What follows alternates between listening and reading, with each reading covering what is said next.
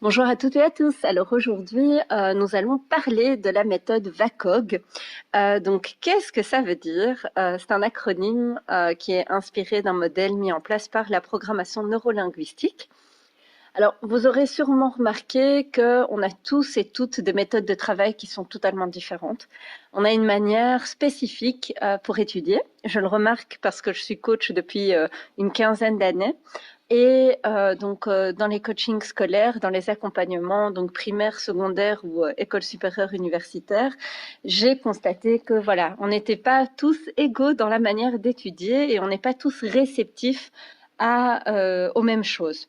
Donc certains ont besoin de tout résumer sur des fiches, ils ont besoin de surligner au fluo les parties importantes d'un texte, d'autres ont parfois besoin juste de parler à haute voix, de s'approprier la matière pour ressentir les choses ou d'expérimenter, faire beaucoup d'exercices pour pouvoir comprendre. Alors on observe aussi que chacun a sa façon bien propre de communiquer. Certains vont parler très fort, certains vont avoir besoin de répéter plusieurs fois les mots pour pouvoir étudier, d'autres vont parler en gesticulant, en ayant des grands mouvements avec les bras, etc. Donc si on doit résumer en programmation neurolinguistique, on parle de trois types de profils d'apprentissage. On a le modèle visuel, le modèle auditif et le modèle kinesthésique, qui regroupe le toucher, le goût et l'odorat. Alors en programmation neurolinguistique, en marketing et dans plein d'autres domaines, on parle de la méthode VACOG, qui est aussi appelée la technique des canaux sensoriels.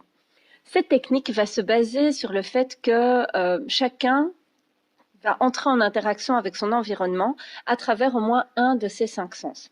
Alors l'acronyme VACOG signifie simplement V pour visuel, tout ce que vous voyez, A pour auditif, donc tout ce que vous entendez, K pour kinesthésique, tout ce que vous ressentez physiquement, émotionnellement, O pour olfactif, donc c'est tout ce que vous sentez, G pour gustatif, donc c'est tout ce que vous goûtez, et C pour connaître, voilà, G, pardon, pour gustatif, tout ce que vous goûtez.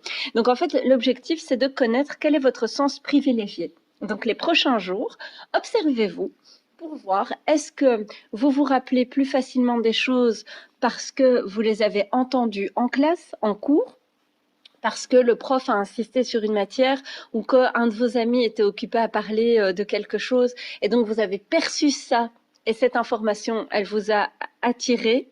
Hein. Soit vous vous rappelez plus facilement de ce que vous avez vu. Ah tiens, je me rappelle de tel cours parce que le prof portait une robe rouge et je trouvais que c'était vraiment très joli, etc. Et donc la personne a cette attention visuelle. Ou si vous vous remémorez plus facilement les choses que vous avez vécues au niveau de vos émotions. Donc là, vous serez plutôt kinesthésique. Un visuel a besoin de notes ordonnées, propres, de fiches, de résumés.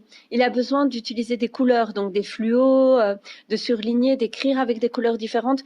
Avec lui, la méthode qui va le plus être utile dans l'étude, c'est le mind map. C'est de faire des schémas heuristiques, des cartes heuristiques comme on dit, qui vous aideront à mémoriser plus facilement. D'autres qui sont auditifs, eux auront besoin de lire à haute voix, de s'enregistrer. Donc moi, c'est une méthode que j'ai beaucoup utilisée quand j'étais à l'université, à l'ULB, quand j'étudiais le droit. J'ai passé mon temps à soit demander à une amie de me relire le cours, donc pour pouvoir écouter, soit d'enregistrer. Je m'enregistrais en fait, donc je faisais comme si j'étais le prof et que je donnais un cours ex cathedra, et je m'enregistrais. Et après, je réécoutais la matière. Ça me permettait vraiment de bien enregistrer, de bien étudier. Alors, ce qui est important aussi, c'est d'avoir un endroit qui est calme. Le plus, ce serait d'avoir quelqu'un qui vous interroge, un camarade de classe. Donc maintenant, même en période de confinement, vous avez FaceTime, Skype, WhatsApp et j'en passe. Donc tous les réseaux sociaux qui sont possibles et imaginables. Et donc, vous pouvez étudier en groupe avec des camarades de classe. Donc, c'est un très bon moyen d'étude. Si vous êtes kinesthésique, bah là, vous aurez besoin de ressentir les choses. Donc, c'est être dans l'action. Et donc là, c'est expliquer le cours, multiplier des exercices pratiques, c'est étudier en marchant, en bougeant, en dansant, c'est expérimenter son cours pour pouvoir mieux le comprendre. Voilà. C'était la présentation de la méthode VACOG.